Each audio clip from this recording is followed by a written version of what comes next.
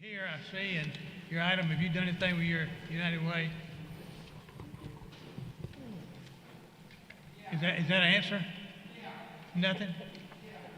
Okay. We'll go to item number 2 then. Item number 2. Item number 2 is me, Yep. President. Okay. On this item number 2, we're gonna see when they get here.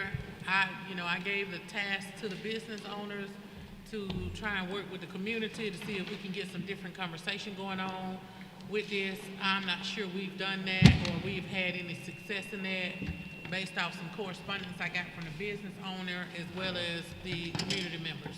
So we're Okay. just gonna see what it say and vote accordingly. Okay, sounds Yeah. good. All right, item number 3. Brendan, did he wanted to carry this over? No, sir, he's going to be here. He just said his attorney might be a little bit late. So Okay. when we get to it in the meeting, He'll be here 5? he wants to Charlie, I thought it delay was it work session. in the meeting. Huh? Are we talking about that in a work session? No, he's coming in a regular council meeting. Yeah, his attorney, he said his attorney may be a little bit late, so he said that when we get to that agenda item, if we could delay it until his attorney can be here later in the meeting. He wants it to be heard tonight, but just, he may not be here right at 5. I meant to push it down on the agenda. Push it down. Okay, number 4 is Rockin jump. They'll be the same way. For some reason, I believe they changed their name. They did, that's Sky Zone. Okay. Rocket Jump is called Sky Zone now. Okay, and number 5 is the same thing, review Brookview Apartments at 5 o'clock. Okay, and then number 6, Evergreen Estates on Troy Highway.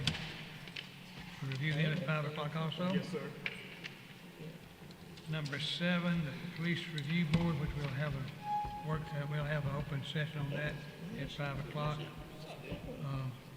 So wait, I have a question about that. Public hearing. We're gonna have 2 public hearings, is that right? This week and the next, okay. And we're gonna allow people to get up and speak about it? Yeah. Okay, They good. can sign up for it. Okay, now, we did not advertise for a public hearing. You have to declare a public hearing. Now, they can sign up to speak on it today if they want to.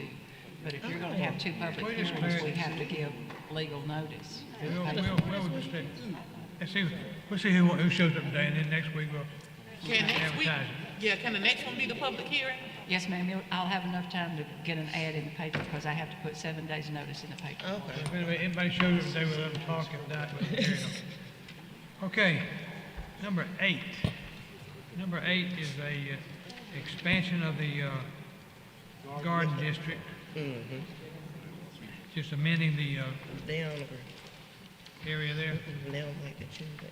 We'll discuss that at 5 o'clock. Anybody got any questions on that item, number 8? Yep.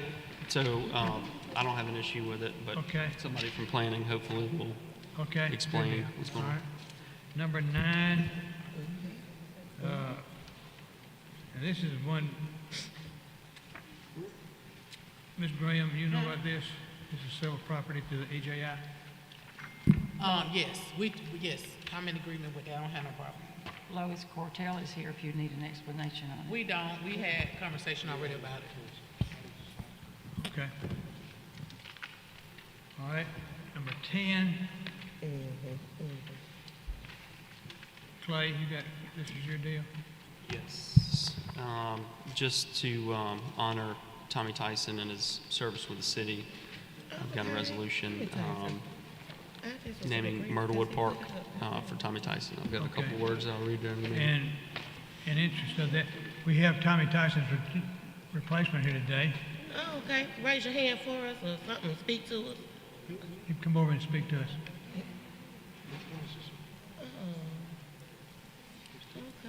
It's replacement for Tommy Tyson. Good afternoon. My name is Warren Adams, and I started with the city on Friday, and I'm the city's new land use control administrator. I came here via South Florida, and I'm very happy to be here, really excited to work in the city. Well, good. Welcome to Montgomery. Welcome. Thank you. Thank you. Mr. Adams, okay. Thank you. Mr. Jenright, Yes, sir. Mr. Adams, he from South Alabama? South of Scotland. And I couldn't understand a word he was saying. But you're not from the old country. You have to be from the old country to do that. I just checking. You have to shape up on your old country story. All right, number 11.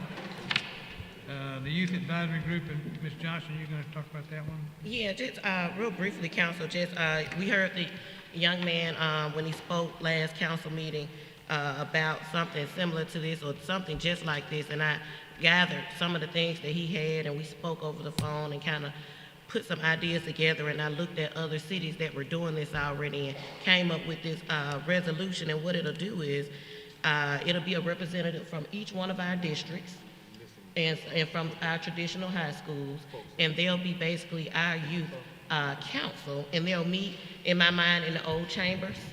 And in the old chambers, they'll have one at-large member that'll represent everybody, you know, of course, the entire city. And their quorum will be a 5 quorum, just like us. And they'll basically be an advisory to us for what the youth need. So this way, we're getting the youth activated, we're having them involved, they're learning, youth in government. If they can't get involved in that YMCA program, they can do this. And we'll carry them through an entire election process. So they'll pretty much learn what we go through in campaign season. They'll be elected through their peers, and then they'll represent their peers in the city of Montgomery on their council meetings, similar to ours. And then they'll send us recommendations from their council. From my understanding, there was something like this operated in the city of Montgomery some terms back under another mayor and another council. I think Charlie and CC, you all, and Glen may have been here during that time. Yeah, well, I know that former mayor had a youth council that he consulted with. Mm-hmm. It really wasn't the council. It was his youth that he got Right. together committees. And so I didn't want to do it with them. Yeah, he has the young professionals, so it's similar, but those are young working adults, and we wanted to do it for, I want to do it for the youth, and with them working directly with us as a council. Okay, that's good. Mm-hmm. All right, number 12. Tell me about that one, Ms. Johnson. Okay, and 12 is, I know you all previously heard me speak about the citations in lieu of arrest ordinance that I wanted to present for those marijuana charges that were basically like a dime bag or below. So instead of them getting arrested and booked, we'll save the money, save the police time on the streets, and keep them on the streets by giving citations. And instead of the ordinance today, after looking at the pre-filed bills at the state legislature while they're in session, HB 13 is being presented by Representative Chris England, and it's for Huntsville area. So in lieu, I just wanted to go ahead and ask if we support that, or HB 13, or send our representatives a message saying that we support it, so we can make some changes to our misdemeanor charges here and do the citations. Because once I consulted with Stacy, it was mentioned that right now it's a conflict with the administrative of courts on the fee schedule for tickets. So this will give clarity with HB 13 passing. It'll give clarity on how the end verbiage on the ordinance as far as the fees can be cited inside of our ordinance. So instead of me doing the ordinance and having to bring it back to update it, I'd like to do this resolution and with you all support, and then bring an ordinance once the HB 13 passes, and I hope that it does. Okay. Marche, I got a question. Yes, sir. What will happen if this individual's got the marijuana while driving? What do we do if they're operating a motor vehicle and smoking? Well, if they're operating and smoking, that is a good question, Ed. I think that we would process it the same way we would do everything else, because this won't take away from them being charged, having to pay their fees, and having to go to court. So I think we'll go in the same process of anything else, as long as they don't have a trafficking amount on them or something that'll give them a felony charge. I think that they still should be ticketed.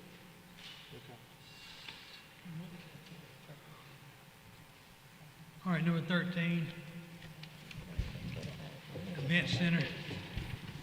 I'd like to carry this over. Okay, I'm really getting concerned about this event center. Yeah, I agree. Event Center's beginning to get out of control. Rhonda. Number 13 is another event center.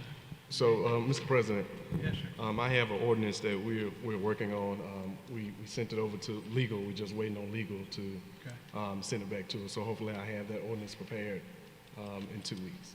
Sounds good. Let me carry that over then. Okay, number 14 is a quick shop. You got several of these, Miss Brenda.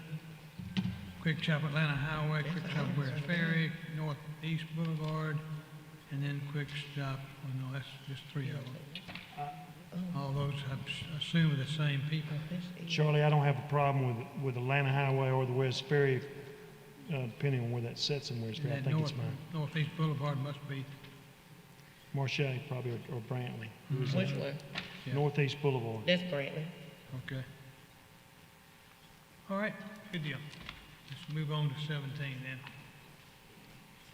17 is on Norton Bridge Road, and it's that's yours, Clay? Yes, Ed Fleming is here. We discussed it. He also had a meeting with the neighboring Cloverdale Idlewild Association. We're going to have the public hearing tonight, but I'm also going to carry that over for some more detailed conversations. Okay. All right, number 18, Deuces on Baum Road. Glenn, you know about that one? Charlie, there were some people that came and spoke to Carriage Hills a while ago, and I want to make sure it's the same people, because in my packet today, I noticed that there's another lounge retail liquor license that's like next door to it, that they're going to eventually apply for. So I want to figure this one out. Okay. Looks like it's, all right. We'll do some bigger. Number 19, Charlie, I'm good with that one. okay. I went out and met with the gentleman and talked to somebody here on the council that knows a lot of people out there, so I think we're good. Okay. It's kind of a little small neighborhood itself, I think. All right, number 20 Look at this. is the District 3. Ms. Johnson? Yes, I am in agreement with this on number 20. Okay. Number 21, nuisance. Number 22, the unsafe structures. Number 23, you got 3 teardowns, this time north past Cottondale Road and Michigan Avenue. That's a good thing. Get them out of there. And then you got the nuisance. Okay. All right, let's move on to our work session. And Mr. Kippy Tate. Mr. Tate, you're up. Yes, sir, I see you now. While we're waiting on Kippy to come up, HB 13 just unanimously passed, so I hope that I have y'all support. Okay. Good evening, Council. Good evening. We are here tonight to bring you some updates relative to the blight reduction assignment that has been taken on by my department. With an assignment such as this, we have to assemble the proper team, get the right understanding before we start to spend the money. And standing with me, next slide, is the team that we've assembled to address this issue. You also have in front of you the packet that we have on the screen, but we knew that it would be vitally important to have an environmental engineer on board who understands the ins and outs of how to make these properties compliant before we actually complete the demolition. So we have with us Ms. Cheryl Reeves. She's our engineer with TTL. We all know Susan Kennedy with Levitate. She's been before the council before. She's on our team, as well as Terry Reynolds. They bring vital information to us that we have to abide by as it relates to funding and so forth. All of you know Brandon Hodge. He's been before the council numerous occasions with other demolition issues and so forth, and yours truly, Kippy Tate. Taking on this assignment has been of a monumental task, and I'll say that from several standpoints. We know that from a commercial demolition, that's what we're dealing with tonight, is commercial demolition, that a lot of facets go into making this work and tying together the requirements for the funding component of all of this. Next slide. So Brandon is going to talk to you a little bit about what we have started already. If you look in your packet or on the screen, you'll see that's what's in black and white. We call that phase 1. We did not wait until we got full clearance to get all of this pulled together with the other funding structures. So what you see 1, 2, 3, and 4 in the black and white section, that's what we call phase 1. Phase 1 has been completed, and we've used the distressed properties fund, which is out of my department, to really get the phase 1 work completed. And that's the Boys and Girls Club, that's the Madison Avenue Shopping Center, South Court Street Apartments, as well as the shopping center on Decatur Street. Those already have been completed and have been torn down. So now we're moving into what we call phase 2. And Brandon is going to come up and talk to you a little bit about our strategy going forward in phase 2. Good afternoon. Like Mr. Tate mentioned, we've been allowed to use some dedicated funding here recently to try to remediate some blight on some smaller commercial properties. What you'll see on this slide right here is actually large-scale projects that would have a greater impact on the city as a whole. In the past, we've had, like I said, dedicated funding, but not enough to necessarily attack some of these larger projects. And what you'll see on this slide is we've identified some additional sources of funding that can be used in our efforts to go after some of these larger scale projects. They are briefly described, you'll see under category, but you also have a sheet in your packet at the end that has more specific descriptions of these properties. Most of you will recognize them based on the generic description, but they are tiered in various groups, and that doesn't necessarily mean that they've been prioritized, as I was explaining to Ms. Graham earlier. It's just some of these, like I said to her, were that we based them off of what we thought would be the greatest impact immediately. Obviously, the city-owned would have been Tier 1, which was the governor's house, which has now had a hold-up. Tier 2 was in coordination with the Chamber of Commerce plan that was put together. Tier 3 is again some more that have some smaller scale issues. And then Tier 4 are those that are actually partially occupied, either apartment complexes or townhomes. But like I said, with the additional sources of funding, we believe we'll be able to address a lot more and remediate a lot more blight on a larger scale. And with that being said, I'll allow Ms. Susan and Ms. Cheryl to explain more as far as the funding and the environmental aspects of it. And you'll notice up there it says potential funding source. I wanted to say that, you know, as always, resolutions will come back before you on each of these ideas and blighted properties. But in the original phase 1, you guys approved a community restoration plan. That included $5 million at the time, and $3 million has been allocated for that critical home repair that we talked about the last couple meetings. And so there's still a little bit of money left over in the community restoration part. And then, as we've also talked about, as we see things that may work or may not, or this amount of money is correct or it may not be correct, then we have to, that money will kind of fall down into things that we need to be ready that are compliant.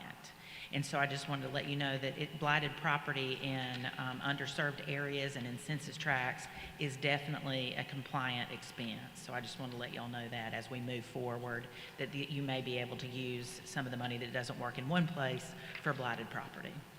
And I wanted to say another thing about the Sewell money too. I've had some questions about the Sewell money. Now, I'm not completely sure, so I want to make that clear. But in general, it depends on how it's written into the appropriation. And so the appropriation probably puts it at a federal agency, and then there has to be sort of like a grant agreement or an MOU that has to be executed with that federal agency, and then that agency would deliver the funds pursuant to that MOU and how that money is going to be spent. So I know that Congresswoman Sewell has dictated that money be spent in her congressional district, and so that I'm sure that would be part of any agreement. And so I just wanted to make that clear on the Sewell funding as well. Looks like those two dry cleaners fit in the Sewell money. If you want to go back, can we go back a couple of slides, please? Right there, thank you. The slide that we have up now, Mr. President, kind of outlines our thoughts about how we would appropriate the different funding sources to the particular properties for demolition. One of the things that took us a while to get back to you, and we really appreciate the services of TTL and Cheryl's company, is that under the estimated demolition costs, these are estimates I want to remind you of, but her company really did go and take a close look at what it would take, and there are details behind these whole numbers.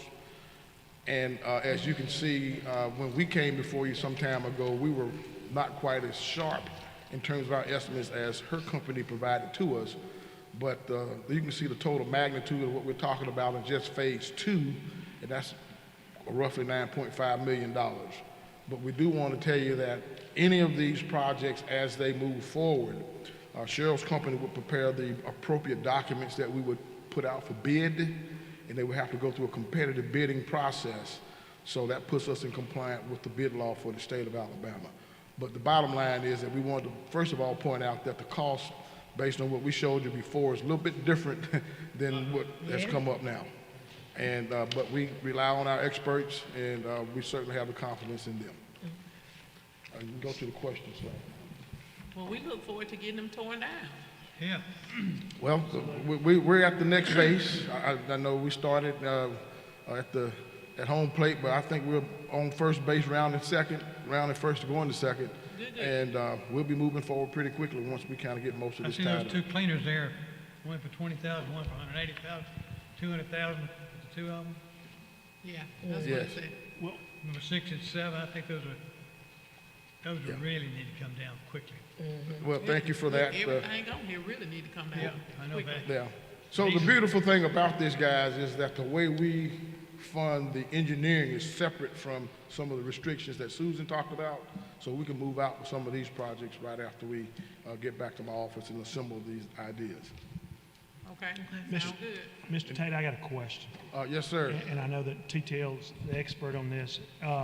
What if we got the dry cleaner, what if we have some serious, do we already know that we don't have serious environmental issues? Cheryl, you will have to address that for us, please.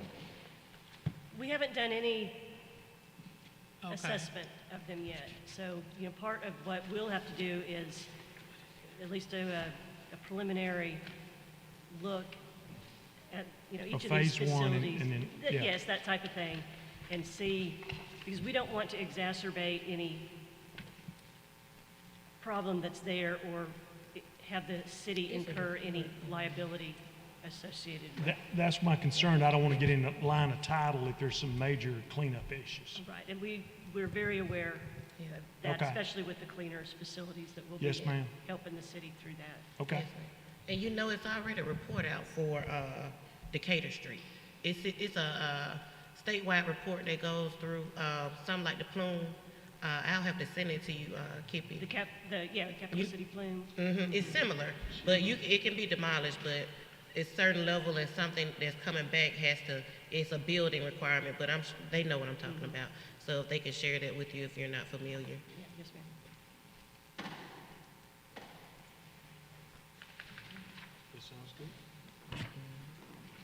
We look forward to bringing you the next report in the next few weeks. Okay. But we'll be implementing some of the discussion that we've had here tonight. Okay, Mr. Tate, hang on just a second. Mr. Mitchell? Mr. Tate kind of knows about these community centers. You got a resolution? I think I was going to wait until they did their presentation, Mr. President. Okay, all right, good deal. Yeah, Mr. President, actually, we'll still be here, but a little bit different team to talk to you about the community centers right after this part of the presentation. Okay, very good, thank you. Mr. President, I have one question. Mr. Tate, on the Governor's House Hotel, I know we originally talked about $400,000, $500,000 to demolition, now I'm looking at a 1.7. I mean, what would be the big difference of that price increase?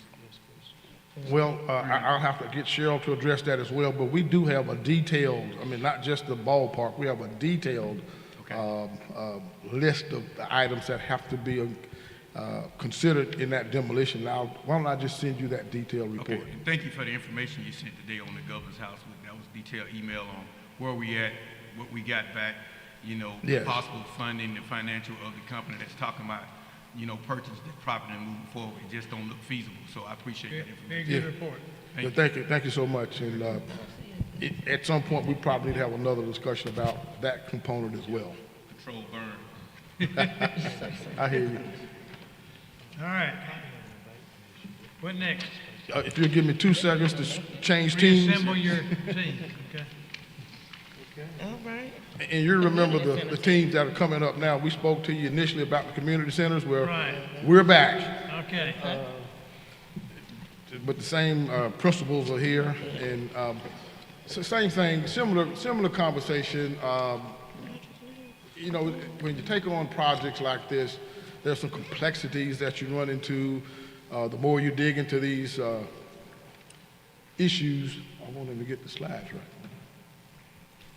And the more you dig into these issues, you learn things, and you have to adjust how you make your next move, if you will.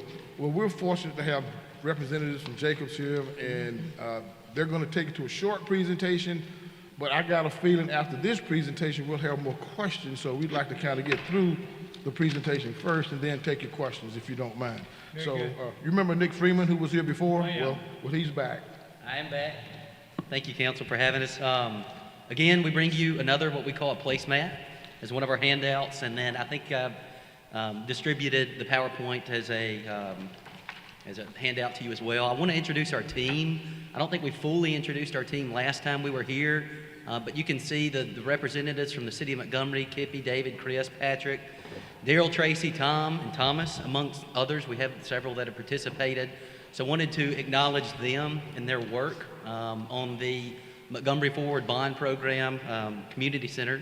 Of course, myself and Bradley and other representatives from Jacobs have helped as well. Last time we were here, we talked to you guys about procuring architects. Our architects have been procured. I wanted to acknowledge them as they are nearing the end of schematic design, which we'll talk about here in a second. But Robinson Associates, BDW, McKee, Chambliss, and King. We also had a RFP go out and selected a technology consultant, Harper Technologies. We're currently working to finalize his contract as he will go around, visit the community centers, develop concept for improved technology at all the community centers. So next slide, please. So just a quick status update. We are nearing the end of schematic design for what you'll see in a second is our Tier 1 and Tier 2 community centers. Matter of fact, later in this PowerPoint, you'll see a floor plan that's been developed by the architect. So we're nearing completion. We've made good progress since our last update to the council. We've also made update to the tiering. That's based on some new information that we have obtained from Montgomery Public Schools in coordination with them, as well as some updated cost estimates that have been derived as part of our schematic design progress through the Tier 1 and Tier 2 sites. So as it relates to Montgomery Public Schools, I'm sure you're all aware that they're in the progress of a long-range plan that goes out to 2027 to make upgrades to their schools as part of their bond program. Several of the community centers, close to half of them, are operated by the city, but those community centers wholly reside on Montgomery Public School property. That's introduced a different dynamic into our tiering and our pursuit of completing upgrades at these community centers. Additionally, in our communication with them, we've determined that they plan both temporary and permanent relocation of students amongst schools. They remodel schools, they'll move some of those students away, then move them back in. Additionally, they're closing some schools that affects the community center program for the community centers that sit on those school properties. If you have a program that is tailored to a middle school student and the middle school is no longer on that property, it affects how we program in that community center following completion of that school. Additionally, I mentioned the bond program for MPS goes out to 2027. That does not align with our current schedule as we're trying to complete these at a much quicker pace. A lot of these properties we've looked at dividing the community center out from the school property. That would require replatting, survey. Additionally, there's code complexities because of the proximity of the community center to the school that makes piecing out the community center from that school property challenging. So next slide, please. So how we've re-tiered this, our new Tier 1 and Tier 2 we've renamed, and we've reprioritized pushing the city-owned properties into Tier 1 and Tier 2, with most of our focus being on those Tier 1 and Tier 2 sites that are owned by the city because we can move quickly into those. We've also rebranded. If you see on the placemat, you can see our community center, item number 2, programming focus. We've rebranded these Tier 1 and Tier 2 sites, as you can see, to regional health and wellness venues for Tier 1 sites, and neighborhood multipurpose centers for Tier 2 sites to better articulate the goals and the programming that we want to accomplish at each of these community centers. Our Tier 1 sites, I'll show in a second, are regionally located near area middle schools.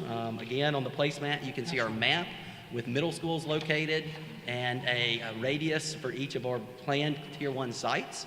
That'll allow efficient transportation of these middle school students, which is one of our target demographics of getting them to community centers for programming.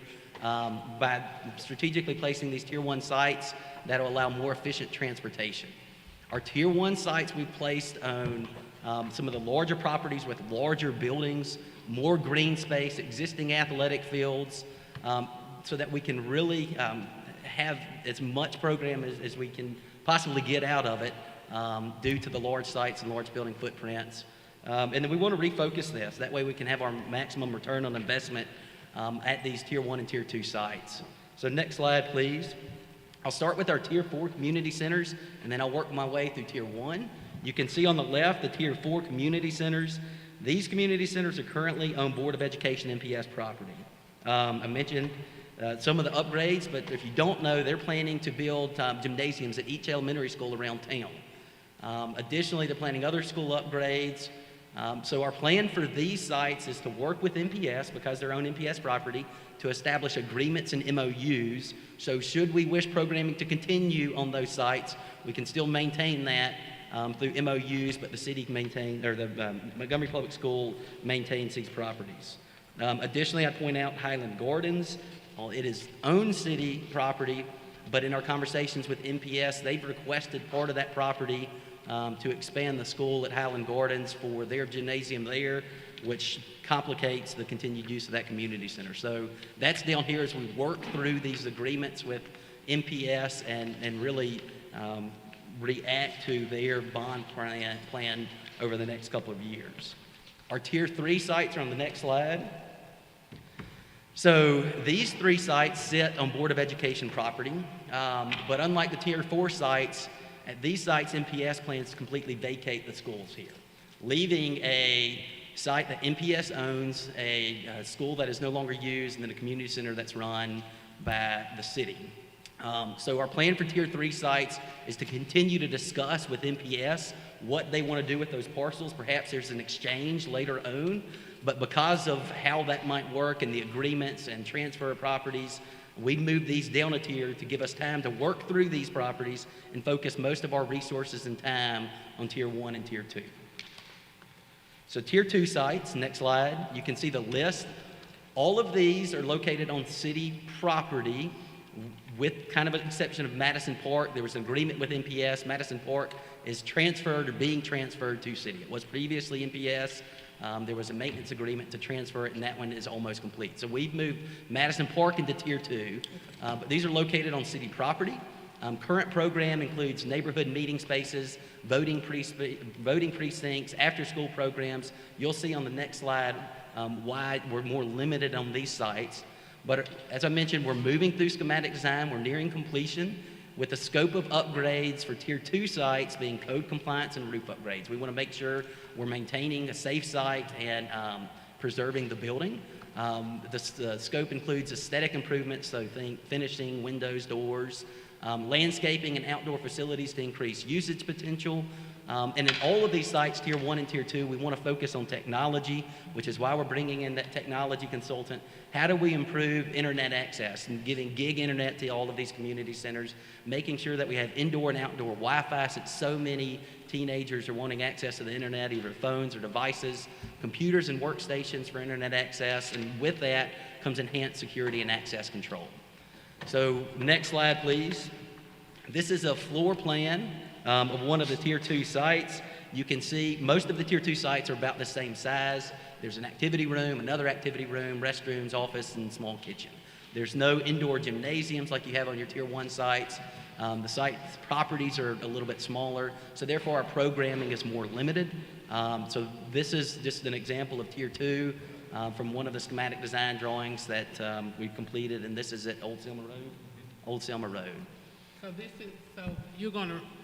are you gonna tear down the existing structure, or are you gonna build out to make this? No, ma'am. The tier 2 sites would mainly be improving the structure that's there. Okay, And because it's then- not this large, so you're gonna add on to it. No, not at this time. It would be just improving the aesthetics, the technology accessible in it, preserving the building with roofs, and bringing it up to code. The plan.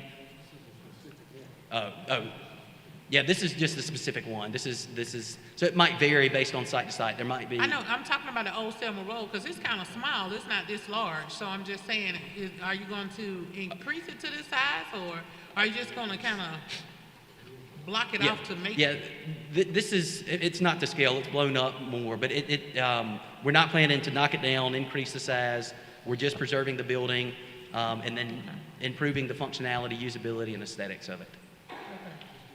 Yep, so let's move to tier 1 slides, and I've broken these out by well, actually I'll go through this first. So tier 1 sites are located on city property.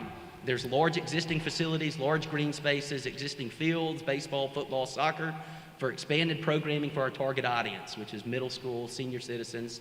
As you can see on the placemat, they're regionally located throughout Montgomery, near area middle schools. So our scope of work at these sites is also code compliance and roof. The existing buildings, we want to bring up the code and preserve the building. We want to improve the aesthetics of it, so painting, doors, windows.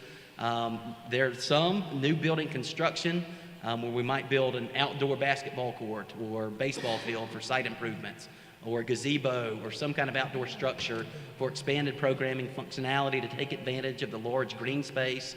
And there's also technology improvements, indoor-outdoor internet. We really want to focus on the computer, and on these sites look at esports as part of our technology. He's in communication with several colleges and universities who are incorporating esports. How do we incorporate those esports types programs into these? So we want to plan on esport programming at these tier 1 sites. And of course, security and access control. So next slide, I'll just go through these. And what I'd like to do is really highlight the property. And you can see it's not just a building on a small site, but there is large green space to take advantage of. But the first tier 1 is a mix of TRC Floyd, previously considered 2 community centers. We put them together into one to take advantage of the large site. Potential programming includes outdoor shelters, water activities. There's an existing indoor pool and outdoor pool that's highly used at TRC, installing football, soccer, walking and run trails around the property, potential tennis and pickleball, esports, and high speed. This one is tier 1. It's located in the city, the center of the city. It's very highly utilized right now in close proximity to a lot of area middle schools, and we want to take advantage of the existing pools, existing gymnasiums that are on this site. All right, next, Sheridan. Regency is next. Regency is another large site. It's very similar to TRC and Floyd, with also a lot of green space and a large building footprint. And for sake of time, I'll jump to the next one, Sheridan Heights. Also another green space. You can see the untapped potential on this site, but existing fields. So a lot of the same programming at these 3 sites to take advantage of the green space. The next one is Crump, and this is a little bit different. It's a much larger building with a lot of activity space. It's adjacent to Montgomery Police Department. It's very highly utilized by Montgomery seniors. So we want to make sure that this one is up to code and aesthetically pleasing to continue a lot of the programming and incorporate the technology at this site that we're looking at the other tier 1 sites.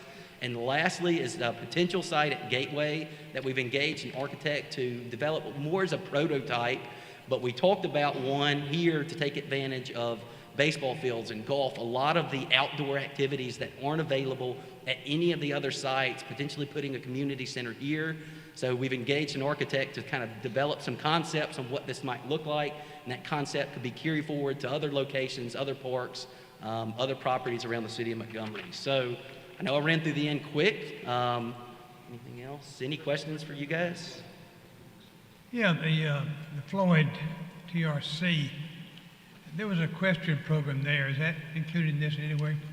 I'm sorry. The equestrian program with the horses? You know nothing about that? I'd have to speak with Mr. Cord about the equestrian program. Yeah, okay. There you go. Yes, sir. It's included there. So we've had two really good conversations with two groups out of Wetumpka about our equestrian program. Have a meeting on Thursday, matter of fact, with one of those people here in town to kind of talk through what our program is like, and so it's moving forward with our equestrian process. Okay. Thank you. And I have a question too, but I'll get with somebody after the work session. What's the, okay. All right, you want to discuss, Yeah, Mr. Mitchell? Mr. President, I have a resolution. I want to talk about a community center in District 6. I think when we did our Thrive meeting, it was a study done and shown that Whitley Road was a good place, a good idea for a community center.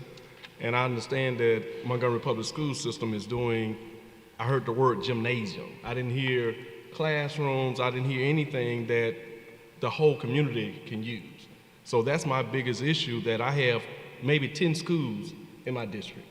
I have probably more apartment complexes than anybody else have in one area. So with that many schools, that many apartment complexes, that means I have that many kids that's running around in the streets of District 6. So I just want to make sure that we have a discussion of building a new structure in District 6. And that's my biggest issue. I hear the word gymnasium, but you know, classrooms, I don't hear anything, because right now I'm taking my kids to Trenton to do Saturday school because I have nothing in District 6. You're talking about Macedonia is 3 miles away from Whitley Road. I think Reezy Park is another 3 miles, and I think Brubaker is 5 miles. So anything over 1.2 miles with Montgomery Public School System, they have a bus that carries those students to school. So that wouldn't even be in walking distance from the people that I represent in District 6. So that's my biggest worry, Mr. President and the council. Mr. President, Councilor Mitchell, I thought we had a discussion about Montgomery Mall at one time. I don't think we ever discussed that in the Thrive meeting. I don't know where Montgomery, did we discuss Montgomery I think Mall? Commissioner Harris brought it up. Commissioner Harris brought it up. No, Commissioner Harris is passing the same, Susie, Commissioner Harris is passing the same, trying to pass the same resolution. Yes, he's passing the same resolution, new construction on Whitley Road. But there Is this discussion ARPA money? about- Is this ARPA money? ARPA money, yes, and I think we had already allocated, was it 13 million, Ms. Susie? For a new construction? Oh, for all, okay. Again, who operates that, who will operate that, community center? Separate. Be MPS or? And so that would be the discussion, and I hate that the mayor is not here because we had a discussion. I asked him about having a discussion with Superintendent Dr. Brown to see how would that partnership work. Okay. But one day, Trenton is in your district, that part of Trenton that y'all have in the city, okay. Yes, ma'am. But see, I'm not as fortunate, you know, a lot of you guys have the YMCAs and these big elaborate parks, you know, I don't. District 1 doesn't have anything. So, Councilor, you wanna try to include that in this bond money, or did you want to try to get it from the ARPA dollars? ARPA money, I wanted a discussion. I'm open for a discussion. I know we are relying heavily on Montgomery Public School System, but that would be up under their control. So they can close and open those, you know, teachers don't work during the summer. You know, they don't work holidays. And that's my biggest worry, that those gymnasiums would be closed when my people that I'm serving need it the most. On Whitley Road, are you talking near Spring Park? Or I think we was looking at somewhere near Peter Crump Complex. I think we have the county and the city, I think have land. Is that correct, Susie? What did we? He gave us an ordinance. And I'm not sure about this. Kendall Anderson was working on this at the county, trying to find some property that's not currently owned by the city or the county, but identifying some property that could be used. So in furtherance of Commissioner Harris and Councillor Mitchell's desire for this community center, I think Kendall was working on looking at the piece of property. The resolution that we drafted for Councillor Mitchell leaves it a little bit vague on the actual property, so that that can be determined later. And Mr. President, and I don't mind, you know, having that discussion, and that's my biggest thing, having that discussion with Dr. Brown to see how can we make it usable for the whole community instead of, like I said, I just hear the word gymnasium. That's my only fear, that it'll only have a basketball court in it and my senior citizens won't be able to utilize it. It won't have a meeting space and it'll only be open during school hours. So that's the only conversation that I would like to have before we move forward with any type of resolution that I'm bringing forward. Yeah. Okay. All right. And I Any have other a question. questions? Yeah. Councillor Mitchell talked about MPS and them being in control of buildings and that type thing. Well, we have 8 on here that are owned by nine on here that are owned by MPS.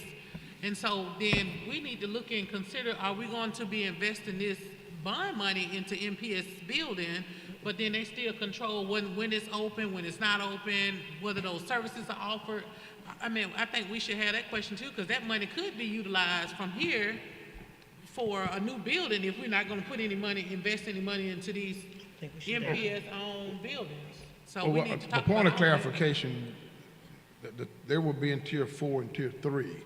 Those buildings are on MPS's property, but they are not necessarily priorities for us at this time until we can untangle some of the property-related issues that will allow us to go in and do work on those properties.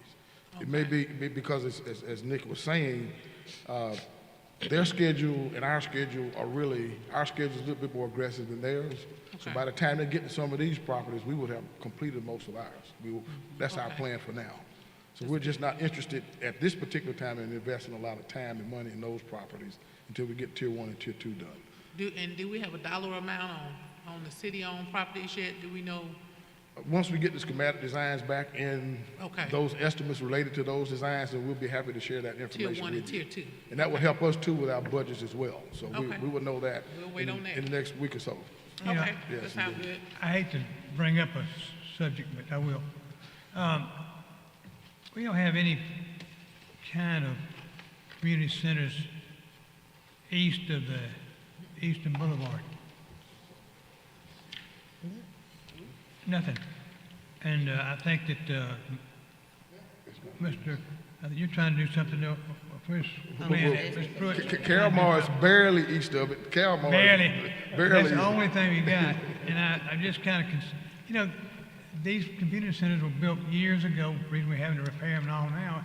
But did we look at the need for the entire city when we worked on this? I hate to, I know you've got a big job now. Can I help you with this one? Yeah. I can take all the help I can get. And not knocking what Aronde wants to do, when this community center we started on Calmar, we said that this could be a footprint for the whole city. Roughly $1 million ballpark, that neighborhoods can actually walk to Aronde, that have classrooms, that have after school program, that have pre-K classes in it. Not necessarily so much focused on athletics, but more the children and educational stuff. So, I'm definitely willing to listen, but for $13 million, Charlie, everybody on this We have council, 13 of them. if there's not a quote community center close to you, and that's where we've got to get back into the neighborhoods. Like Aronde said, you don't want to catch a bus and go somewhere. You want these kids to walk to these community centers. And to piggyback just a second, the prototype that Nick spoke about that we're looking at putting in Gateway, that's a new facility in what we call a park-like setting. And so we have a lot of parks around the city that we think this prototype that we're talking about introducing into the community center environment will also have some elements to it that are advantageous. A lot of your parks already have some of the outdoor kinds of components to it that we wouldn't have to spend money on to construct. So embedding these centers in those park-like settings, we think has a tremendous advantage. Yes. We just got to formalize and crystallize that idea, but the concept makes a lot of sense to us, and we'd like to pursue that with the prototype study that we're doing. Okay. Because there's people out there all over town that need them, just like not part of the town, but the entire city needs them. Well, yeah, I mean, we have parks all over town. If you had one you could build for $1 million, then you could do a really That's right. big job. That's right, and we're studying that now. Once we get the prototype under control, If that can be located around town, then that would certainly be a site that we already own, and it would just make sense to do that if we can make it work. Yes, sir. Mr. President, I just want to bring up Pete Knight, and I don't know if this would fit into your model or your long-term plan, but Pete Knight with Montgomery Exchange Club contacted me about this, that small park on Coliseum Boulevard next to the library. The Montgomery Exchange Club has it under a nonprofit, and they're all getting old and want to retire, and they just want to dispose of the property, and he's asked if the city would be willing to take the property. Did you understand? Let me make a comment. I think, David, I think the city's already keeping it up. They are. I mean, it would be just a, But they don't own it, is what we don't own it, we just, Yeah, and they but want to just we act like it's ours. Right, David? David, tell us about it. Yes, Councilman Lyons. So we've engaged Exchange Park. We've been in conversation with them already. Okay. Daryl's office, Community Economic Development, have been with them as well. So I think we've done everything up until this point, and we're just now trying to get a time with the Exchange Park people to work out an agreement to kind of bring them to, they want to come to the council meeting and do all those pieces. But we're pretty close to getting that handoff from them. So has somebody's talked with the Exchange Club, Pete Knight, about, Yeah. he's just wanting Yeah, to they donate thought- the property. Yeah, we've met with them. We've seen the property. We've seen all of it. Yeah, we have. Yep. Okay, Yep. thank you. Okay, thank you. Okay, thank you. Any other questions, ladies and gentlemen? I think we're good. Thank you so much. Thank y'all. Council, before we go any further, look on your agenda, there's an ordinance there to give the mayor the authority to execute contracts until November of this year. Our legal counsel asked us for this, and I think this is a fair way to do it. Kind of, okay? See that? Everybody see it? Mhm. And that's up to no dollar amount right now. Yeah. And well, he's been that way for 3 years. Okay. End of this administration, we'd go back and Relook say at what's it. going to be in the Okay. future. Okay? That'd be fair to all concerned. Okay? Okay. Okay? All right, we got two other people. Shannon Wilkins. Sharon Wilkins, Ms. Wilkins. Wanda Wilkins. And Natasha Foster from YMCA. She moved.